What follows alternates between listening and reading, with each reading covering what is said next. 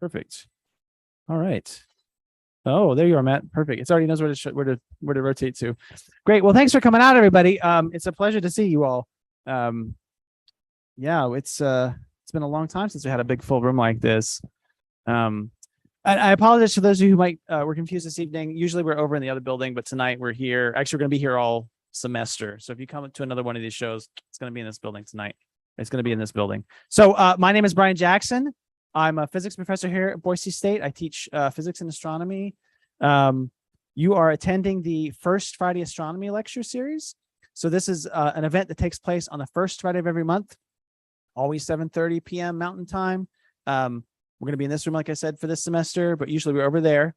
So the way these work, if you've never attended before, is we bring a guest lecturer, some kind of space scientist often, but sometimes we have like space journalists or space policy people, all kinds of different things. We're going to try to get a space artist to come out and give a talk sometime. So if you have anything you're interested in hearing about, feel free to give me an email and let me know.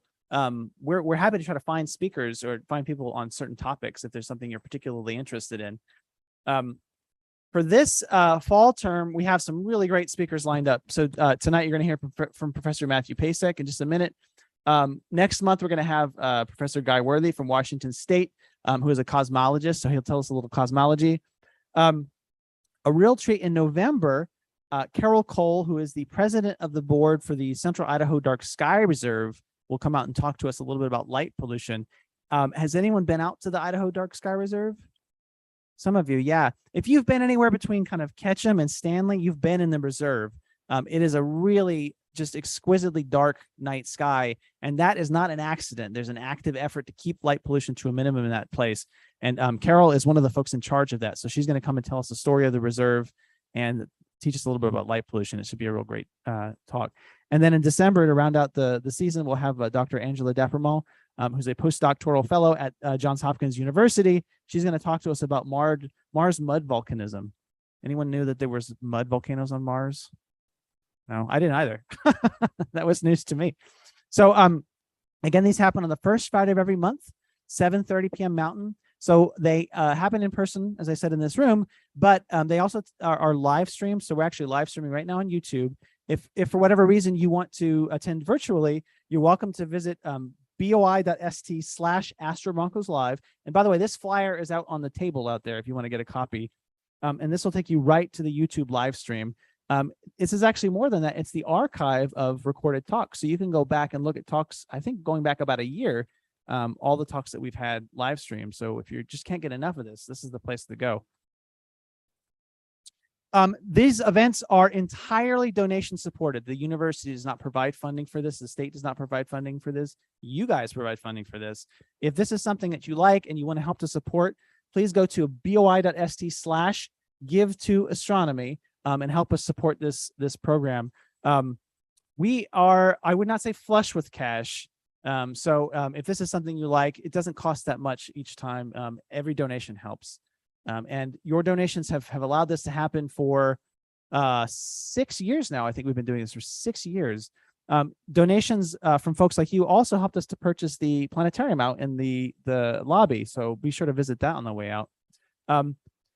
The other thing we do after the lecture is we go stargazing, and tonight is clear and the sun will set right as we get done with the lecture. And so those of you who are interested in doing some stargazing, join us out here in the lobby and we'll march across the plaza upstairs to the top of the education building, and that's where our observatory is, and we'll do a little stargazing.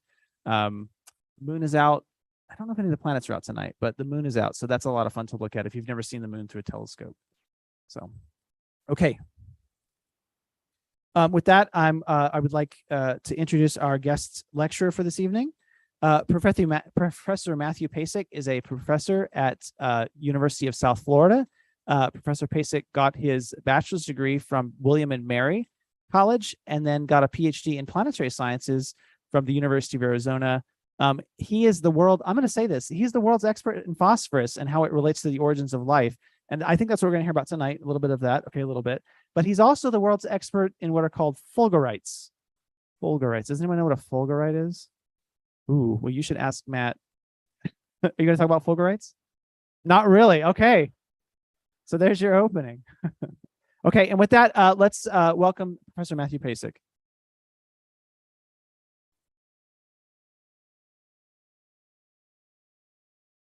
Well, thank you, Brian, for the very kind introduction.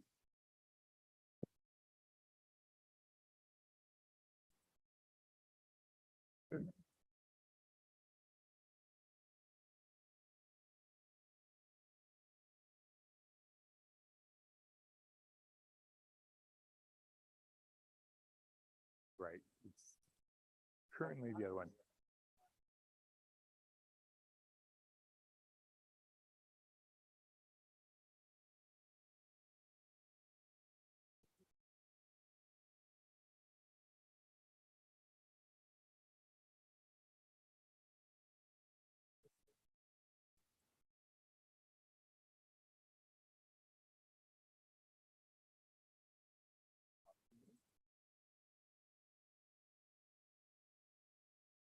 There we are. Haha.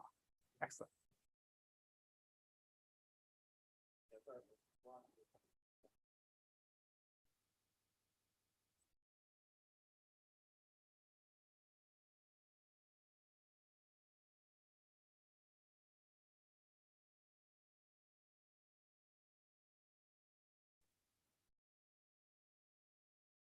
There we are. Okay, sounds fine. All right. Well, thank you everyone for having me. It's my first time in Idaho. And no, I'm not clicked. It's actually my state number 46. So I'm missing 3 more, which are sometimes difficult to get. Nebraska, North Dakota, and Iowa are the ones I'm missing. So it's a Idaho. I'm happy to have on the list. My dad and I are competing in that regard, so it's good to have one up on him right here. So today I'm talking about a subject that is fun, if you will. It's one of I'm not talking about phosphorus specifically. If you hear me talk academically, you hear more than the phosphorus, you'd be done with it at the end of it. Fulgurites are kind of cool, but they're also, and what they are is they're glasses formed by cloud to ground lightning. So when lightning strikes a mountain, strikes sand, it forms a fulgurite. None of that's in here though, but I do appreciate the positive notes on being the world's expert on that. I appreciate that. So the question I'm going to pose today is, not are we alone in the universe, but is it interesting if we're alone in the universe? What do we actually expect to see if we start looking for aliens? Like many of you, I grew up on science fiction. I grew up right around the time that Star Wars, the original 3, was coming out. And at the same time, my mom really liked Star Trek. That was her generation as well. And, I always liked Star Wars better. And that's because the aliens were cooler, right? Look at that guy, this squid thing that has eyeballs in a certain way. And that guy's just an elf in space. Come on. It was kind of boring. I understand Star Trek had shoestring budgets and didn't have a lot of money to do costumes for a while. But think about the other aliens too. You had the Klingons, you had the Romulans. Kind of boring compared to Squidhead over here and all the other aliens that were in the Star Wars series. And so it was always like, I like those aliens better, and I like Star Wars better for that reason. And part 2, in addition to having magic lightsabers and everything else, fun parts of that. So are we alone in the universe? And so, in some extent, we sure hope not, right? There's ET. It is a big waste of space, and there's a pun there too, right? If we're alone in the universe, right? So we sure hope not. We sure, especially if they look like ET. Maybe we hope so if they look like that, right? Maybe we don't really want to be so competitive with these folk here who will likely take us down unless we're Arnold to that point. So. Yeah, are we alone in the universe? We sure hope not. And there's been many people who have pondered, are we alone in the universe? And one of the, Enrico Fermi was one of those, and he presented something we called the Fermi paradox. The Fermi paradox effectively says, if life is so abundant in the universe, where is it? Why aren't we hearing from them anywhere? Why are they not communicating with us? Where is everyone? And there's been people have thought about this, and one idea is that there might be something called a rare earth hypothesis, that Earth was sort of a special planet on which life, especially intelligent life, sort of originated and is able to communicate.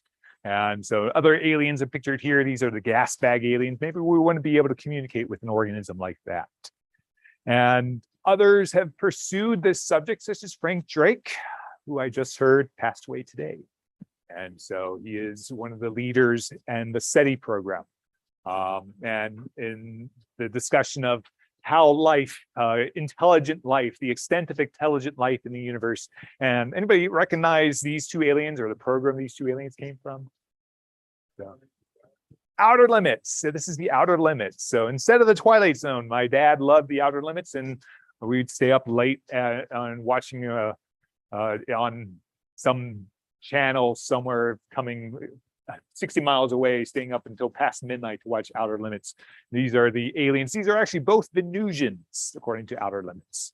And so this one scared William Shatner before he was Star Trek William Shatner. And this guy, I don't know what he actually did continued. But the Drake equation, kind of bouncing back away from the pictures, says effectively the number of civilizations, so in thinking about intelligent life, is equal to the number of stars in the galaxy times a fraction of those stars that have planets times the number of Earth-like planets around those things times the number of fraction of those Earth-like planets that develop life times a fraction of that life that is intelligent times a fraction of that intelligent life that is communicating times the lifetime of communication of that intelligent civilization. It's not an exact equation. It's sort of just a way of presenting this is how many civilizations are probably present in the galaxy.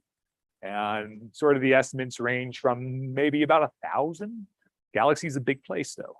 And if you do the math in such a way, now 1,000 is probably, you know, as few as one and as many as 1,000,000 or so thereabouts. So how likely it is that we'll find life elsewhere?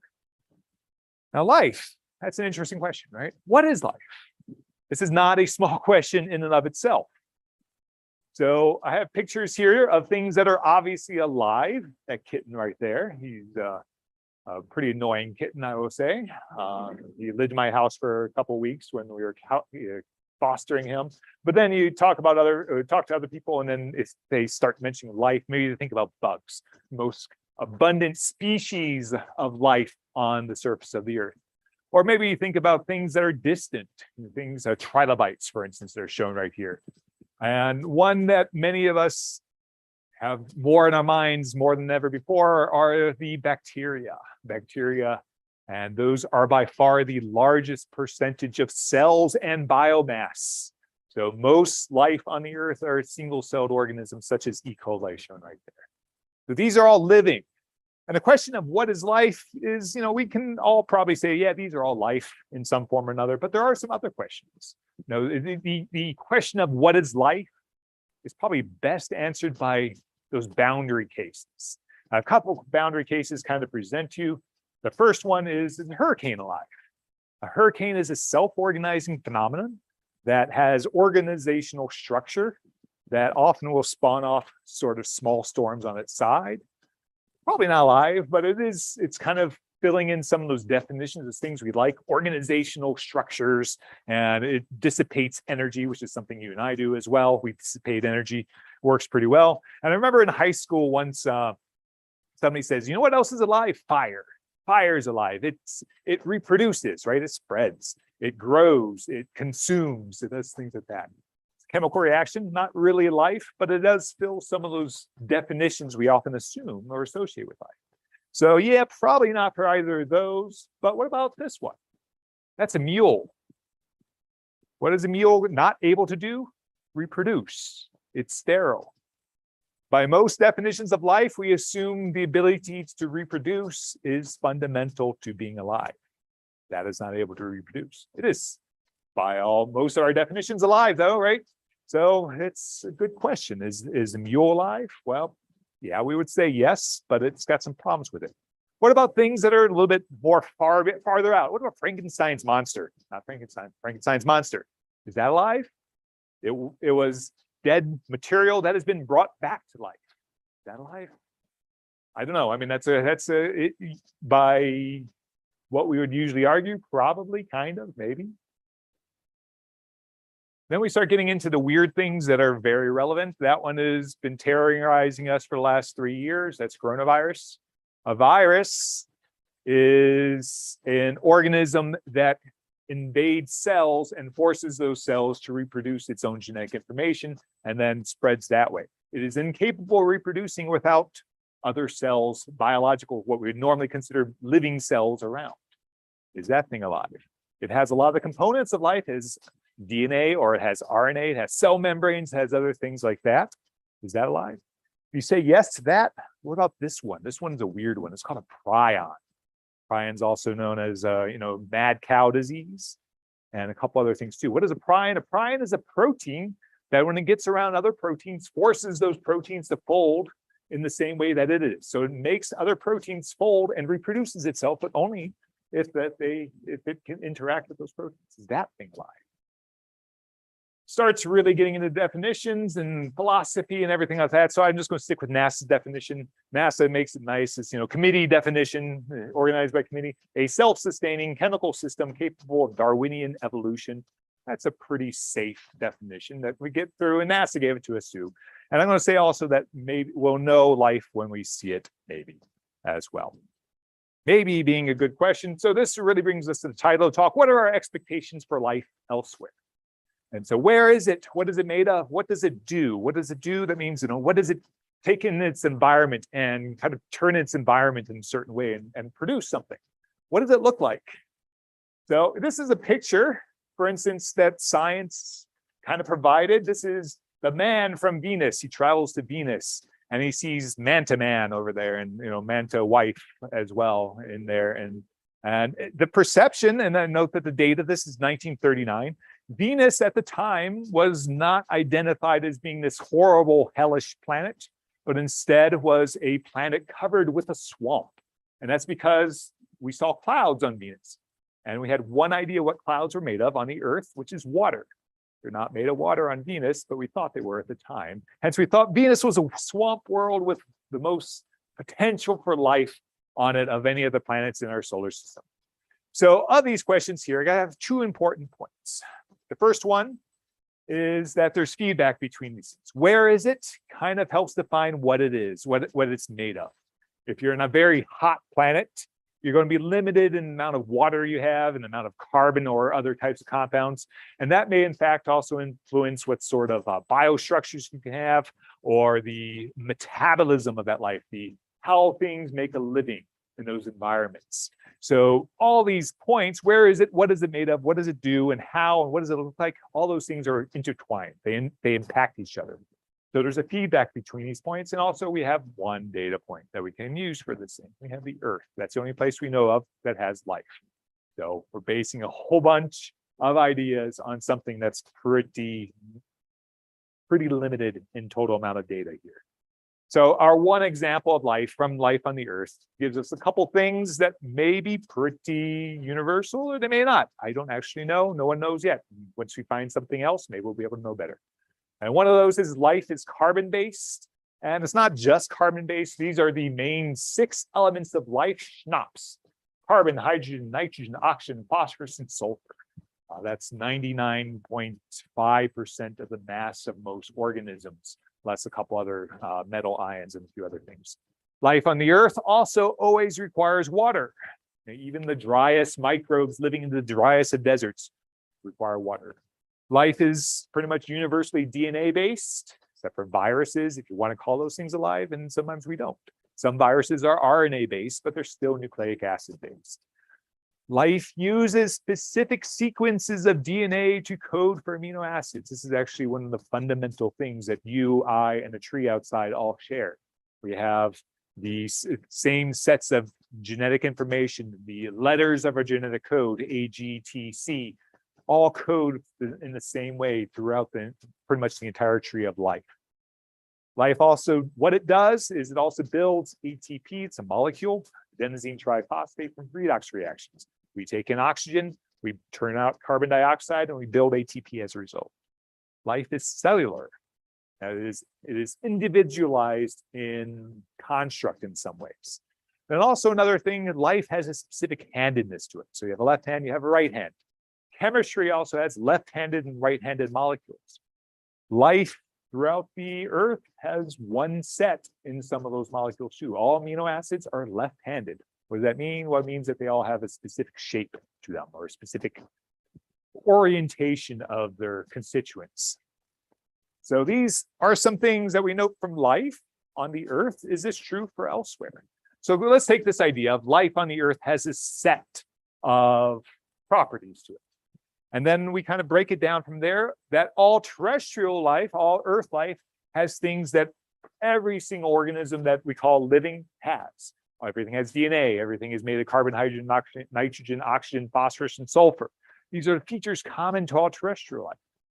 Now, the next point is something that we do not know which of these is true. This is common, this is the point common to all life, beyond the Earth. This is common to all terrestrial life, all life. Where is that circle in here? I don't know. No one knows really until we get at least some more pictures of life.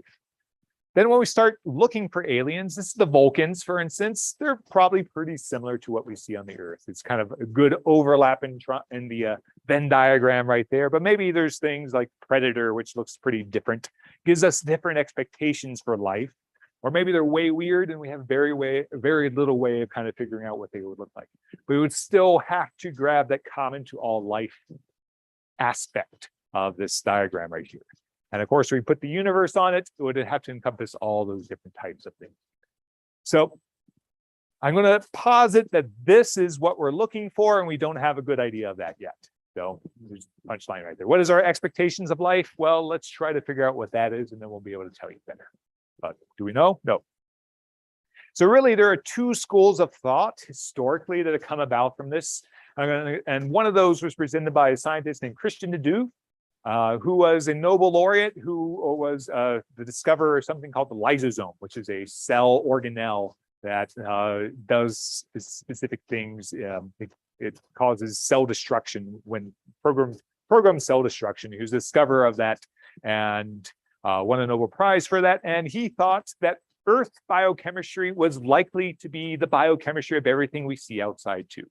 So that the system of reactions, the system of life, that we take this circle right here would be right there. That was the perspective he took. Now, others have taken a very different perspective, and that is that biochemistry is a product of random chemistry. And this is based on Fred Hoyle, who's an astronomer who helped discover all sorts of important things in astronomy. And one of the things he would speculate on is the distribution of life in the universe, and said there may be many things that work, and on the Earth, this is the one that is present. Look someplace else, it may be very weird and very different. And in recent times, there's been a sort of a transition to sort of the intermediate approach. This tends to happen, and that is that biochemistry on Earth is selected from a pool of working molecules that were specific to the Earth environment. But if you're to go elsewhere, there'd be things that could be different, but would still be kind of familiar. Like, okay, well, I get that that's your genetic information right there. Okay, that is your enzyme right there. These are all different approaches to understanding life. So the expectations of life include a couple things. So we expect that life will use some compounds very similar to or identical to terrestrial life, because they work the best. And some things may be completely different though, and I think that's just fine. One of the best examples is water. You all have to have some water to kind of make things go. And you, me, and the tree outside, again, as well, all need water.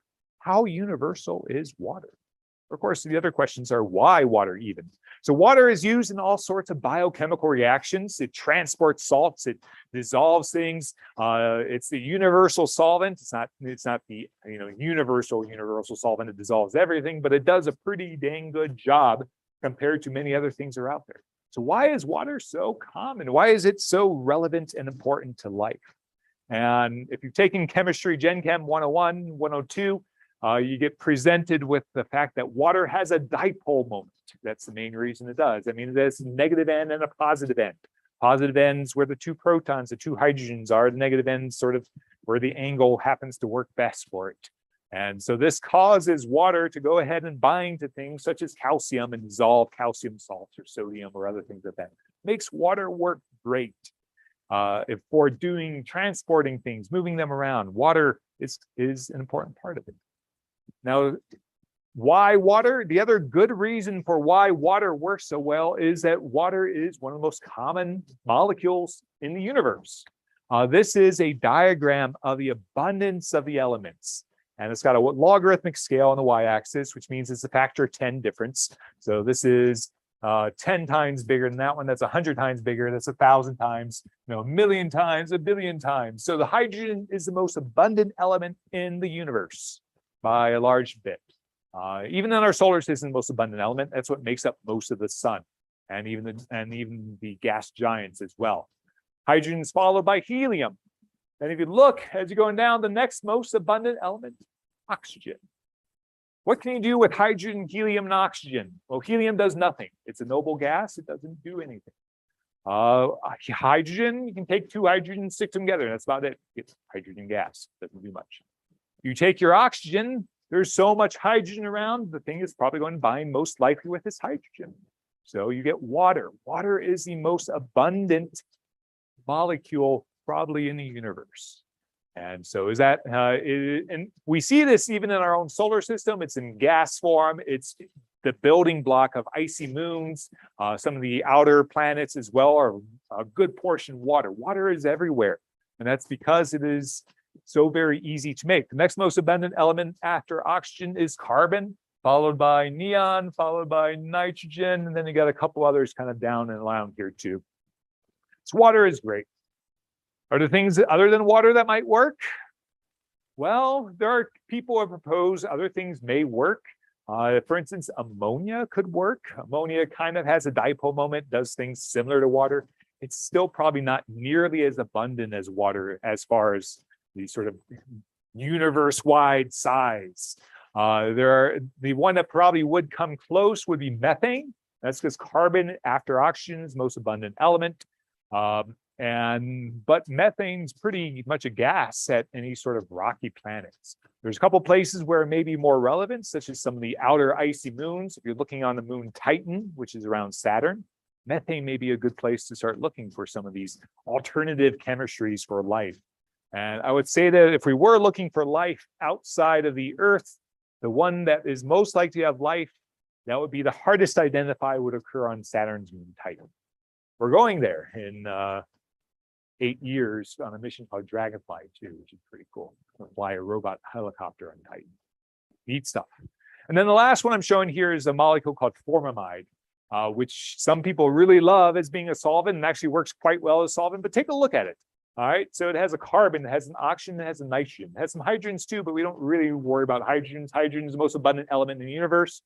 But there's other ones here. If you go back to the previous slide, you're relying on 3 of those hydrogens and then these 3 right there. You can figure that's going to be less likely than 2 H's and an O. It becomes a little bit harder to start making those guys there. So, but it does do a lot of the chemistry that we like having of water and could be an alternative to water in some environments. So if we go kind of on a chemical perspective, and I'm going to apologize, I'm a geochemist by training. And so a lot of what I do, geochemist or cosmochemist by training, is try to figure out what the chemistry of things might be. So we take the elements of life, schnapps again, carbon, hydrogen, nitrogen, oxygen, phosphorus, and sulfur, and see if any of these could be replaced. And if you've seen Star Trek, you probably have heard of silicon-based life, right?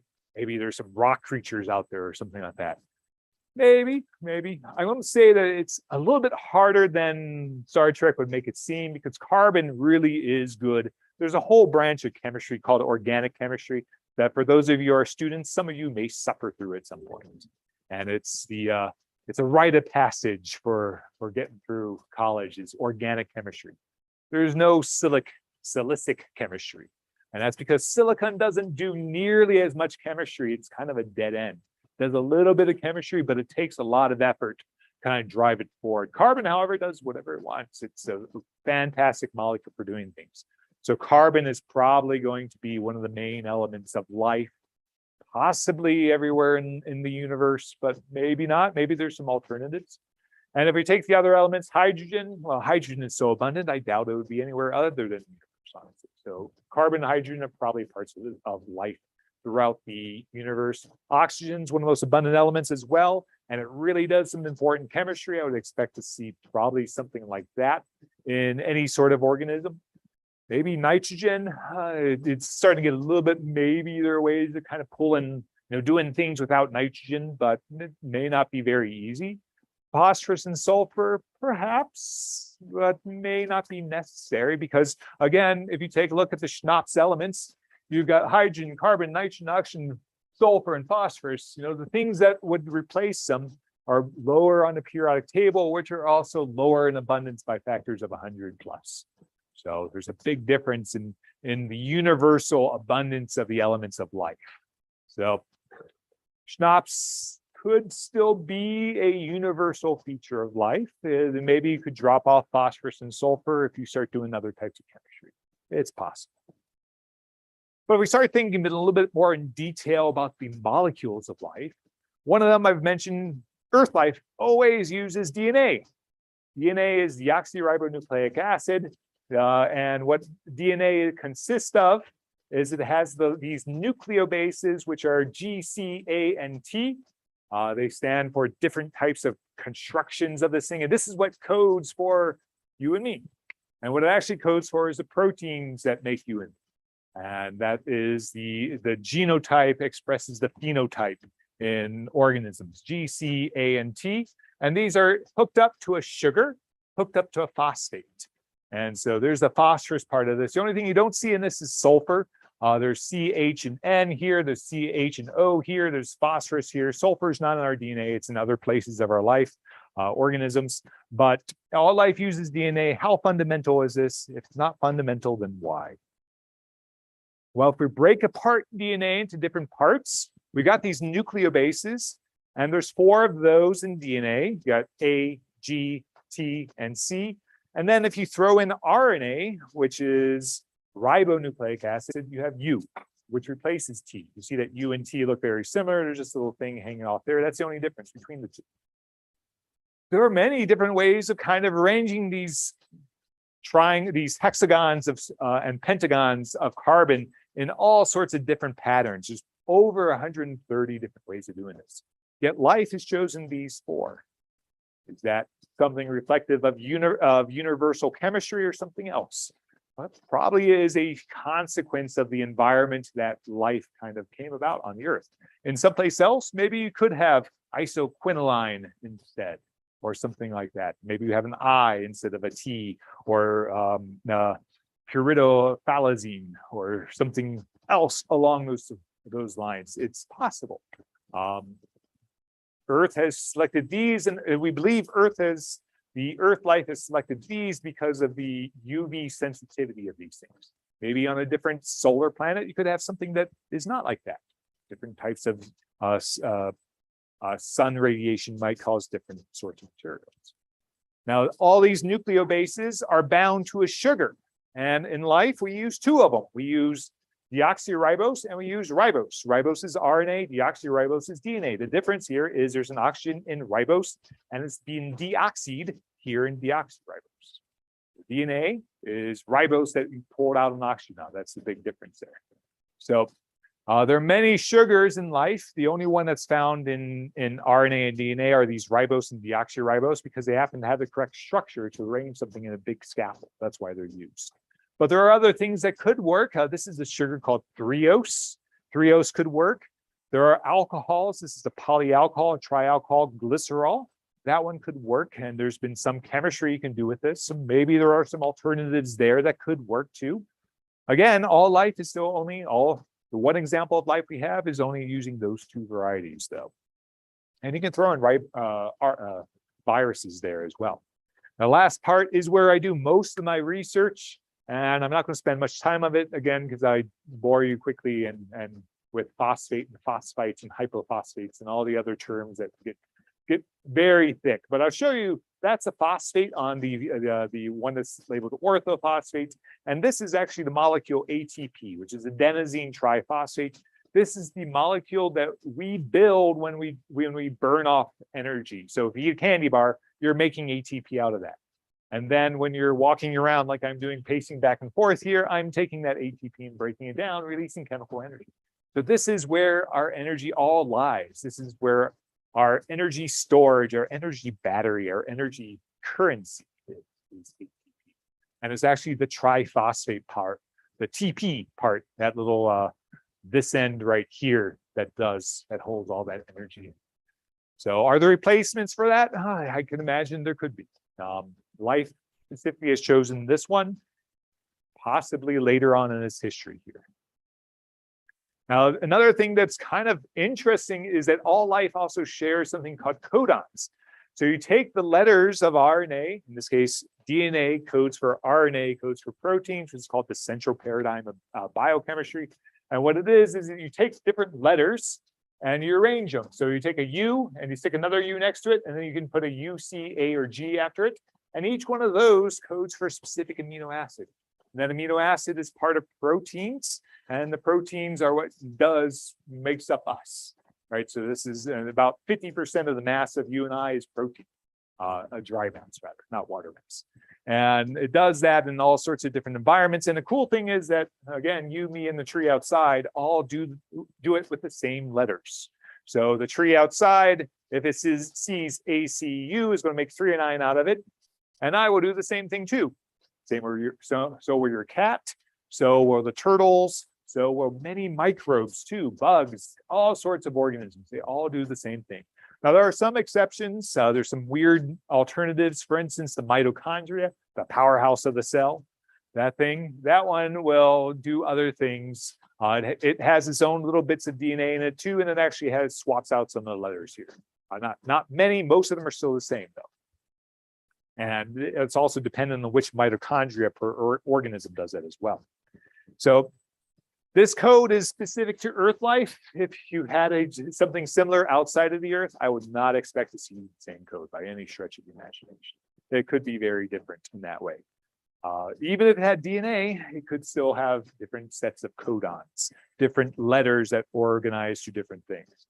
So this is actually pretty well selected. There's a lot of capability of redundancy here, and it's an awesome evidence of sort of common heredity in this system too. So switching DNA codes for RNA codes for proteins. Proteins are made of something called amino acids. And this is where your nitrogen comes in, this is where carbon comes in, and often this is where your sulfur comes in as well. And what it is these things have this side chain which varies depending which amino acid you have. And this is what makes up your proteins. This is an example of a protein right here, which is made of different small little segments of these amino acids. And there's about 20 of them that life uses. There are many, many alternatives that could be used. Besides those 20, they start plucking off different ones and subbing them in just easily.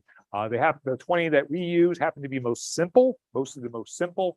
The one that's easiest is the one called glycine, which just replaces that R with the hydrogen.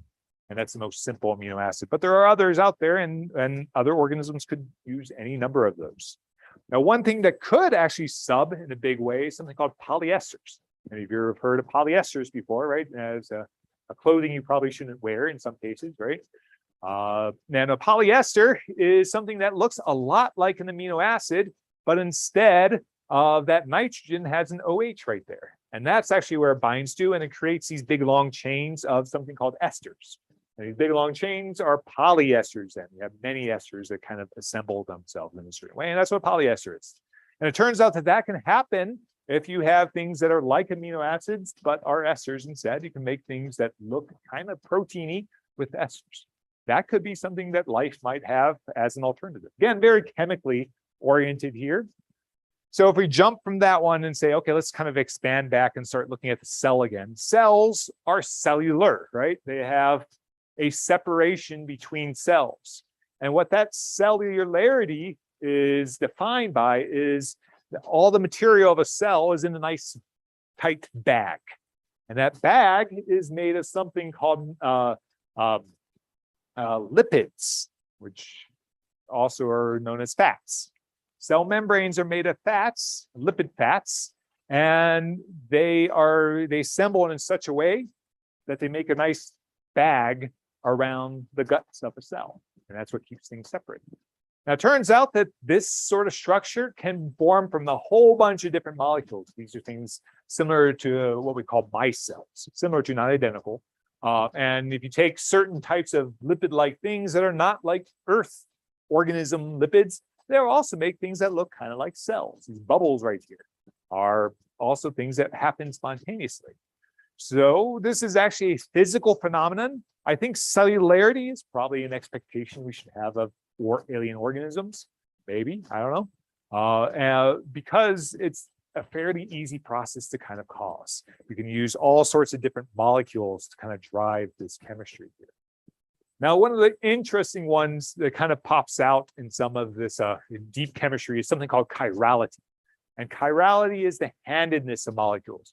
You take your right hand and your left hand, and then if you try to overlap them this way, it doesn't work, right? It doesn't work. You know, that's the definition of having a right hand and left hand. And similarly, molecules can do the same thing. If you think of this in 3 dimensions, I know it's in 2 dimensions on this PowerPoint, but if you have this thing kind of sticking out and you were to try to rotate them and squish them together, they won't actually overlap. Molecules have a handedness to them. It's called chirality. So why do things have chirality? Well, it has to do with reactions. Life drives reactions. So this chiral molecule right here will occur on some sort of plane.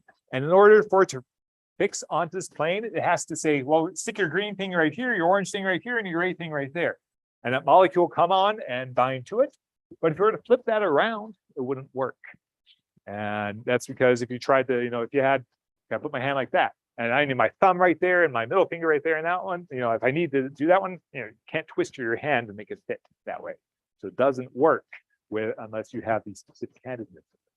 Now that's a universal phenomenon. Being able to cause reactions occur on planes. And that's so that things will kind of happen. For organisms, for you and I and the tree outside, again, we have 2 sets of molecules that we all have the same hand to. Our amino acids are all left-handed and our sugars are all right-handed. What does that mean? Well, it means how the right-handed and left-handed defines kind of how things point in which direction in 3 dimensions. Now, the cool thing is lipids also have handedness. All of us here have left-handed lipids. That's our cell membranes are all left-handed. And the bacteria are also all left-handed. But there's a third of all organisms called the archaea that are right-handed. So left-handedness in left-handedness in lipids is not a universal trait. Right hand works just as fine in the case of archaea. So our expectations, no, there's some things that definitely the handedness of life is not one of those specifically. So chirality is likely selected early in the environment. So all the molecules that are chiral are probably a result of there being some abundance, some excess of one hand over the other when life started going around and it just said, okay, let me grab that one and that one, that one. I can't grab that one because it's the wrong hand. And it grew big and has become so that we cannot use the right-handed amino acids or left-handed sugars for that matter. And so for some molecules, that's not preserved across all domains of life. Lipids, for instance, are different handedness, and hence that was not something that was as early selected. All right. So that's a lot of chemistry. Again, I'm a chemist, geochemist, cosmochemist. And so we can kind of bounce into a little bit more back view of life. So what does life do? Well, life uses energy from the environment, such as food, sunlight, to make biomolecules. This is called metabolism. You take energy, you break it down, and you build new things out of it. And life does this, but there are some abiotic processes that will also do things similar. So what is energy from the environment? Well, it's food. In the case of you and I, Snickers. And then for the tree outside, it's sunlight, right? That's how it builds its stuff. So what does life do is also defined in part by where life is. And in astrobiology, we have this idea of habitability. And habitability is a zone where things are kind of more conducive to life. And one of those things that is necessary for life is that usually we expect to have liquid water. And it turns out there's this ring around the sun that liquid water could occur on the surface for. So the Earth is in the hot habitable zone and Mars is in the cool habitable zone. And there are other places that maybe things might be very comfortable in those. Other things we would expect in sort of where is life is that there should be free energy. Free energy includes sun energy, includes rock energy. So there's probably needs to be rock somewhere and then it needs the elements of life. So where is life is implied by those. And we've been looking for life for some amount of time. That's actually one of the major goals of NASA. And one thing we often look for is something called disequilibrium. And disequilibrium is the formation of molecules that shouldn't be there. Best example, oxygen. Oxygen is something that's made by plants that you and I use to turn food into energy.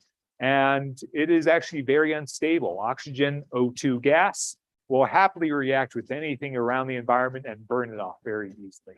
And so oxygen is out of equilibrium or in disequilibrium with the environment. Other things we would look for starting to hunt for life include composition. So schnapps, I had chomps right there, not schnapps, chomps. And then also structure. If we're starting looking for life, maybe we're starting looking for certain physical aspects of it. You know, this shell right here is pretty distinctively living to us. Is that true elsewhere? So talk a little bit more about disequilibrium. The Earth has the remarkable biosignature. The atmosphere is full of oxygen, and that is a great identifier of living systems. We look elsewhere in the solar system, no oxygen.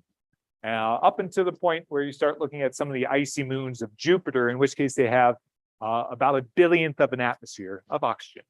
And that has to do with they have icy crusts, and the icy crust gets oxidized by high energy bombardment from Jupiter.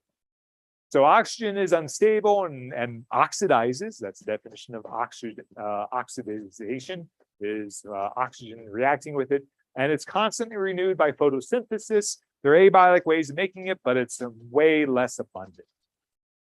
There are some signatures as well when we start looking for life elsewhere that suggest maybe there is life too. For instance, on Mars, there's this gas called methane.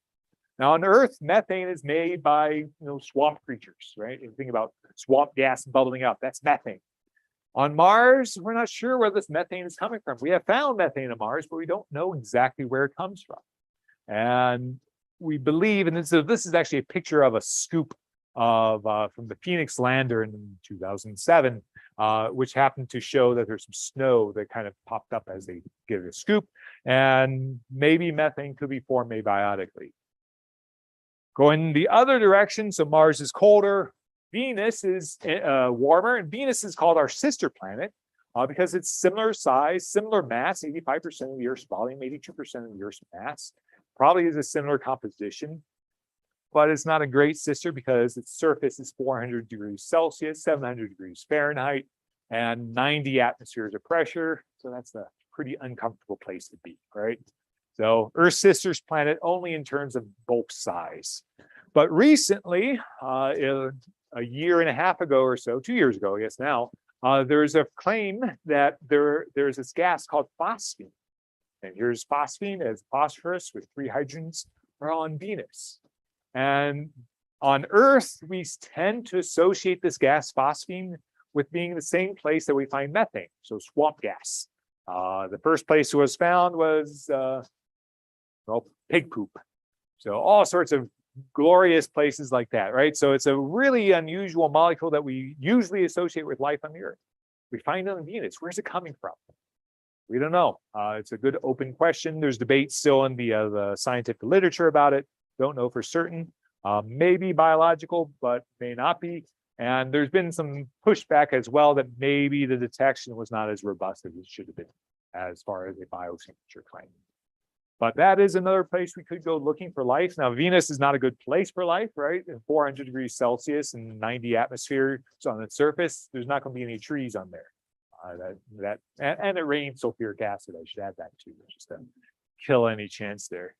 So another place that might be really promising for life are the icy moons. So the sort of the best icy moon, if you wanted to rank the icy moons, is Jupiter's moon Europa, which is the third largest moon of Jupiter, fourth largest moon of Jupiter.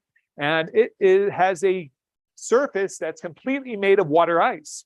Right below that water ice is liquid water, probably 100 kilometers, 60 miles deep.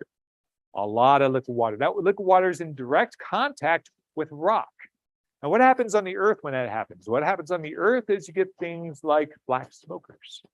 And if you've ever seen those nature videos where they go on these black smokers and you have these weird tube worm alien creatures on Earth for certain, right? That is a place to go look for that. Life thrives there. What is it doing there? Well, it's taking the black smoke and oxidizing it and getting its energy out of that. So there's no sunlight or anything else there. It's actually using chemical energy to drive its life. This would be a fantastic place to look. It's going to be really hard to get there. Again, it's got 50 kilometers of ice followed by 100 kilometers of water. It's deep and far. Where we might go look. NASA likes to do that. All right, so that's where to find life. And then take that and post it throughout the universe. That's a way of kind of thinking about it. Now, let's say we were to go someplace and we started looking for life. What are some of the good identifiers in addition to disequilibrium environments? Well, one of those is looking for SNOPs, right? Carbon, hydrogen, nitrogen, oxygen, phosphorus, and sulfur. This is actually pretty challenging. And the reason I say this is pretty challenging is people have been looking for life on the Earth in the oldest rocks for decades. And they've been arguing about it for the same number of decades. And so what do they see is they see these stringy things in rocks and they say, hey, that's an algae. And then somebody else says, no, that's not an algae, that's just an oil stain. And then paleontologists, they like to fight over, the oldest monkey, the biggest shark, the scariest squirrel. I don't know. That's what there's claims to fame in paleontology. And one of those is the oldest evidence of life, fossil evidence of life. And no one agrees, but the community as a whole does not fully agree on what evidence that is. So it's tough. And one of the things that I was luckily funded to a very small project to do was kind of understand if we start looking for life, maybe there's an order to life in sort of a shape or structural fashion. So what should life look like? Well, we would expect to see cellularity would imply repeated structures, so multiple cells, but they would be different than crystal structures. This is salt, little cubes of salt right here, and these are diatoms. Diatoms are little floaty algae things that we find in there, and they look pretty different, right? That's spiky, and these things have a kind of, I don't know if anybody heard of a buckyball before, but that kind of looks like a buckyball or a soccer ball, if I put it in that way. So life has a different structure than we find in non-living systems. This symmetry is reflected in the terms we use. For instance, this butterfly has bilateral symmetry. That is, we do too, right? We have the line straight down us. Bilateral symmetry is also something we don't often see too much of in the non-living world. A starfish and a couple other organisms we call radial symmetry. Whether or not that's full definition is a good question, but radial symmetry means that if you take a line, an axis of rotation, and twirl that, it would still be symmetrical as you start twirling. That's also something we don't tend to see, especially five-fold radiosymmetry in the non-living world. Six-fold, yeah. Three-fold, yes. Five, no. Five is something we see that's not very common. What we very rarely see in the non-living world is something called helical or spiral or symmetry. So that is, you rotate and you have things go symmetrically outward. Think about the things that you would recognize that from. A pine cone, pineapple, the snail shell over here, the chambered nautilus, things like that. You don't tend to see that in non-living systems, this spiral property. Hurricanes, you see that there. Again, that's part of the reason why I drew that picture up there. And then if you take the non-living world, these are sort of the common crystal structures that we might see. And you see that they're kind of interesting, but they're, they're very flat-faced, and you don't see any spirals here. And bilateral, there's some bilateral, but they usually are more symmetrical than bilateral. Crystals are non-living. What the non-living means that what they are is they're ordered and repeating structures. That's what a crystal is. I'll note that there is something that's been discovered in recent times that's a little bit outside of that realm called quasicrystals. And I'm not going to spend much time on it, but there are these weird materials that are ordered but not repeating. And what does that look like? Well, this is something called a Penrose tile, and you see that this is ordered, but if you were to try to find a repeating structure in this, you cannot. And it's how things are assembled. And there's some parallel between quasicrystals and life in that these things usually are formed from highly disequilibrium environments. Maybe there's something that parallels this structure or order between these two. Speculation, but forgive me for that. All right, so what does life look like? What would we expect life to look like outside of the Earth? If we are looking for life, good chance microbes first. It's great, but also probably not boring. Probably kind of boring, right? Microbes are the dominant form of life on the Earth. They're the thing that survives best. I want to go look for life in Chernobyl right after it happened, a couple of days after it happened. Microbes. They're the things that would live there. Again, not us. Advanced life probably be recognized best through repeating structures, maybe the symmetry, and intelligent life would be tougher, maybe some sort of cultural limits. So our expectations of life, what we expect life to do would be take a high energy source in the environment, so take a Snickers bar and transform it into a lower energy system, carbon dioxide. That's what we do. That's what every organism does, not necessarily Snickers bar, but that's what life does. That is a fundamental property of life in addition to replication, except for the mule and things like that, right? It will use some sort of biochemistry to accelerate this process, taking food and turning it into lower energy system.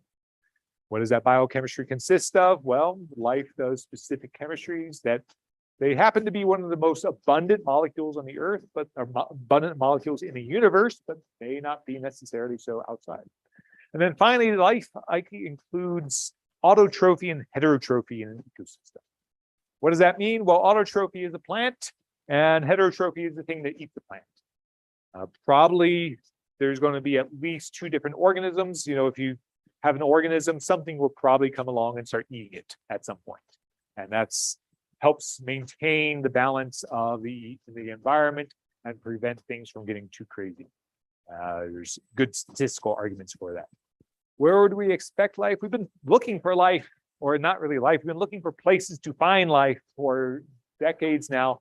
And Dr. Jackson, for instance, looks a lot at exoplanets. And one of the places that we like looking for exoplanets, these are all planets that are found outside of the solar system.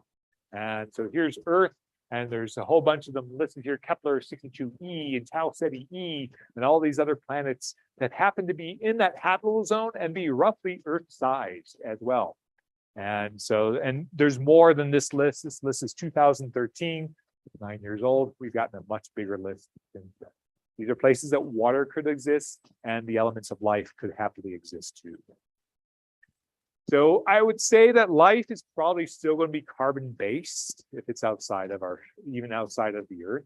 And that's because carbon is so much better than anything else kind of doing the chemistry it wants to do. Again, organic chemistry is a thing. Nitrogen chemistry is not comparatively. So with water as a solvent, water is probably the most likely solvent, at least for planets that are warm enough that is the case. Maybe on other places, Titan, Saturn's moon, maybe methane could be a solvent. It would be a very weird environment. It'd be hard for us to think about, though.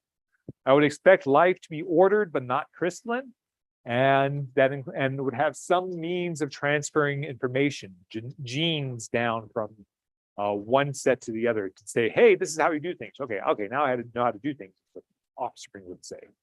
And likely there's cellularity, probably in some way or another. Is that necessary? Hard to imagine, no, but maybe it's not necessary. And then maybe it has, and life likely has a specific handedness to it. Same as us, no. I think that our handedness is Earth handedness. On some, Vulcans, they could have our right-handed and that would be perfectly fine.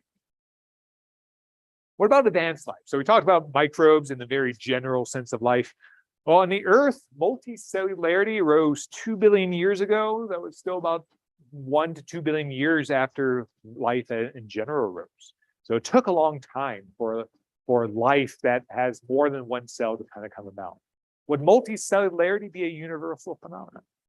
I'm going to say yes if the planet is a good planet, if it's a fecund or a productive planet. The Earth is probably one of those. But for something that's like a block of asteroidal dust that happens to get splashed with water for 200 million years, probably not. Microbes would probably be the extent of life there. And that's because that would be a kind of boundary place. You start looking in the places, where do you see the best diversity? The rainforest, right? That's a very productive environment. You go to The Atacama Desert, for instance, you're not going to see anything. And that's because it's not nearly as productive in those environments. There are still microbes there, but you don't see those. What about intelligent life? That's the cool one, right? What would that involve? What would that involve with religion, child rearing, death and dealing with it? Social systems such as hierarchy, government, industry, technology, and what here is of course beyond imagination. Trying to take that fundamental aspects of life and applying that to intelligent life, I think is tough and probably way beyond what we could really do. Realm of science fiction and speculation, and I think that's where it should be. As far as being able to expand our own appreciation of what could happen. So to summarize, our expectations of alien life should be broad in imagination, but still tempered by certain realities. Hydrogen is the most common element in the universe. Oxygen's the third because helium is not going to do anything. And so water is reasonable to assume that it's present in life. May not be completely the only one, but it should probably be one of the more common ones. Now we should be willing to expand our vision or else we might miss something. Some weird organism on Titan. We may get there, land, and see something kind of move around and not be able to recognize it. I don't know. So finding life would of course be the finding of the century or even millennium, depending on the type of life it was, especially for intelligent life. And our expectations of intelligent life are so poorly constrained that maybe there should be an exoanthropology. Exobiology is actually a program of NASA which studies the diversity of life on the Earth and applying it beyond the Earth, maybe for exoanthropology would be called. So with that, I'll conclude and say thank you very much.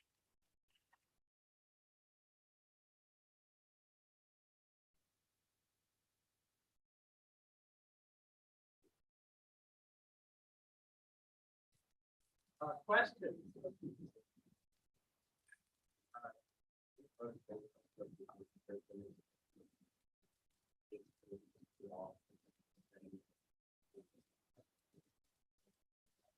Fine, this might be that might be a good question. No, it will not be being used right now. Oh, okay. It's actually just one of the spectrum. I'm not even a doctor. I was bored by the spectrum. So yeah. We're doing now.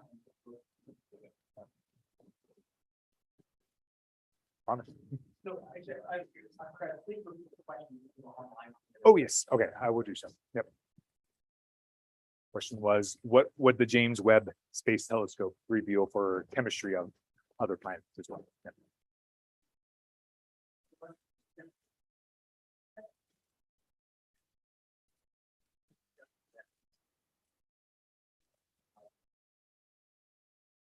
Right. So do I have an example in an archaea? So effectively, all life is organized into 3 domains. And so we are something called eukaryotes. We have a nucleus, and then there are the bacteria. And the bacteria are the things we're most familiar with, but the archaea are an organism that's assumed to be pretty old and diverted away from sort of the tree of life. From these other 2 branches, and they involve things that do chemistry that's a little bit out of the realm of normal typical. So there are things that live in methane environments, they live in very hot environments, they live in high radioactivity environments, they live in very dry environments as well. A lot of the methanogens, which are organisms that make methane, are actually archaea.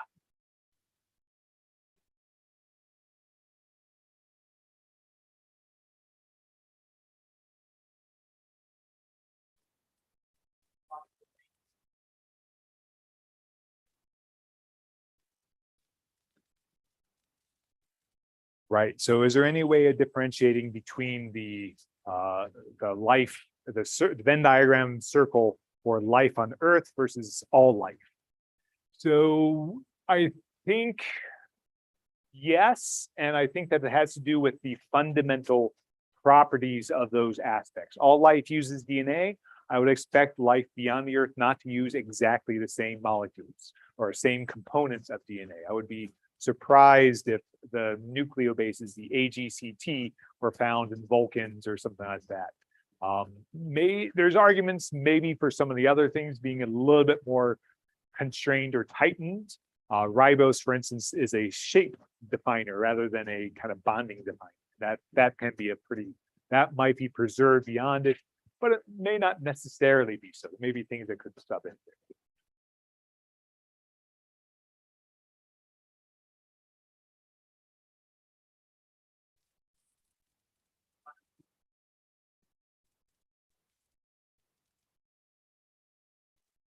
So chirality may be one of the main differentiators of terrestrial life and non-terrestrial life. Yes, I mean, if you were to look for life beyond the Earth and you found a microbe that had right-handed amino acids, that would be clear identifier as not being terrestrial. Unfortunately, it's a coin flip, so it could be left-handed and still be not terrestrial. But if it's right-handed, it's definitely not.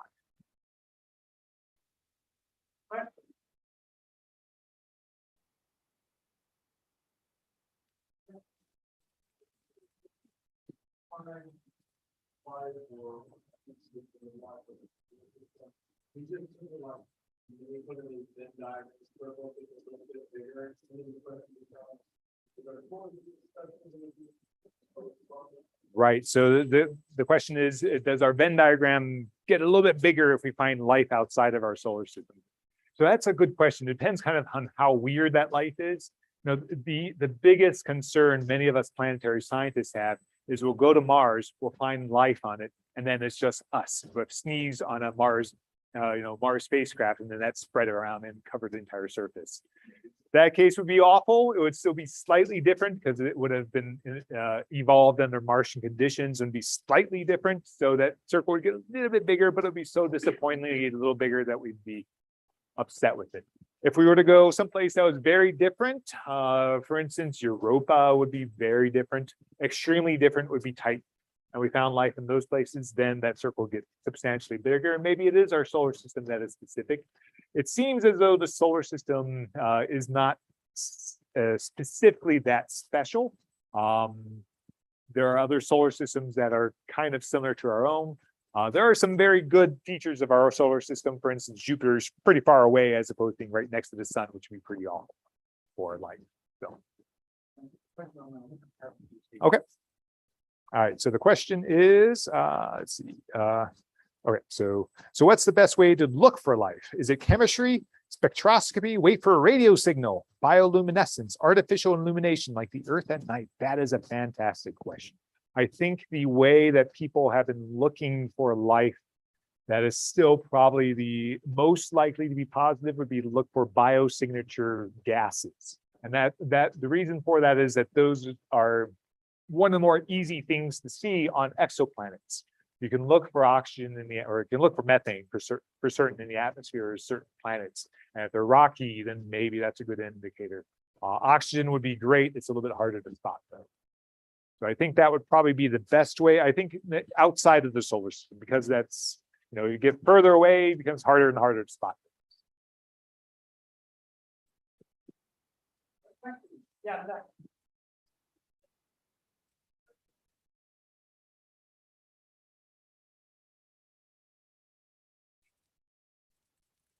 Right. Right. So as the scoop that the Phoenix lander scooped on Mars, what was that white stuff? I think it was, okay, it's one of two things. So we have seen, actually the Viking lander saw snow on Mars, but the snow was dry ice, carbon dioxide. So we've seen that. I'm not sure if the Phoenix lander was water ice or carbon dioxide. Was it CO2? The vaporized fast. Right. Yeah, Mars has two enormous polar caps. A lot of the material is made out of water ice, but some of it is made out of CO2, dry ice as well. Mm-hmm. We have seen water ice on the surface. Show this one picture here of Mars, and this is actually water ice in a crater right here.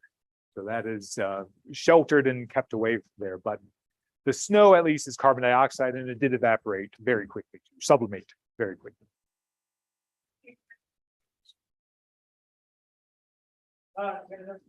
Okay. All right. So is there enough light coming from the discovery of these exoplanets as they pass in front of their suns for us to get spectrum for these exogases? Yes, there is.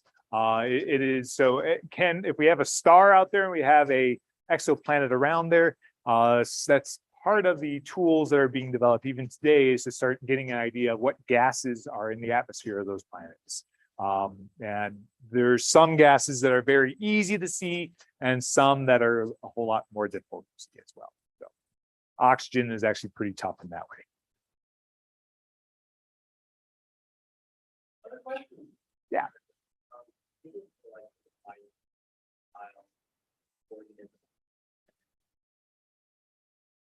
So it kind of depends on what you're looking. So is it more difficult?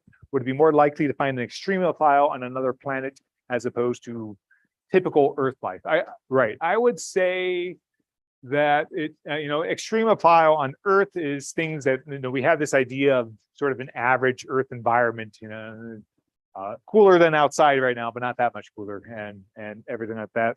And I would be surprised in extremophile on another planet, maybe that may be an Earth-centered view, right? It's like, oh, well, this thing's way crazy, but that may be the only environment it knows, and then hence it wouldn't be an extremophile necessarily. So. Before we finish, I want to. Sure. Let's give a person painting another round of applause.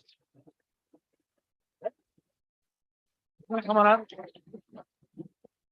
We have we have a really great other event. I want to give a chance to advertise here. So Thank you so much for that. That was awesome. My name is Benjamin Satterwhite. I'm the director of the Julius Jecker Planetarium out at Capitol High School. Used to be the TC Bird Planetarium.